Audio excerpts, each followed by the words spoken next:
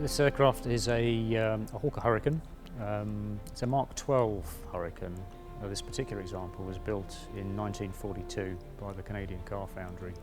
And it's the Canadian-built equivalent of a Mark II Hurricane. It served with a number of Canadian squadrons throughout the Second World War and was eventually struck off charge by the Canadian Air Force in 1947, at which point it was just dumped on a scrap heap. It was acquired by Stephen Gray of the fighter collection here at Duxford in, I think, probably the late 1980s.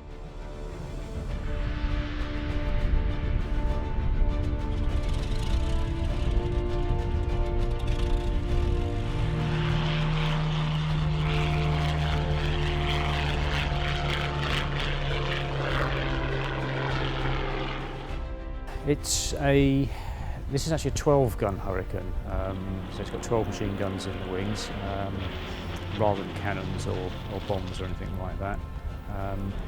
The engine is called a Packard Merlin 29, and that basically means it's an American-built licensed copy, if you like, of the Rolls-Royce Merlin that powered all the UK-built aircraft. It's very nice to fly, very hot, very noisy, very sweaty, very smelly, especially in the summer, and it does tend to run quite hot. But yeah, it's very nice to fly. And compared to a Spitfire, it's easier to handle on the ground because it's got a wider track undercarriage.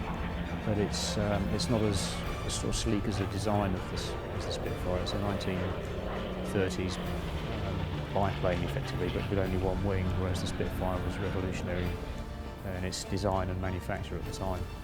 The Spitfire handles more like a sports car. The Hurricane's more like a bit of a small truck, really.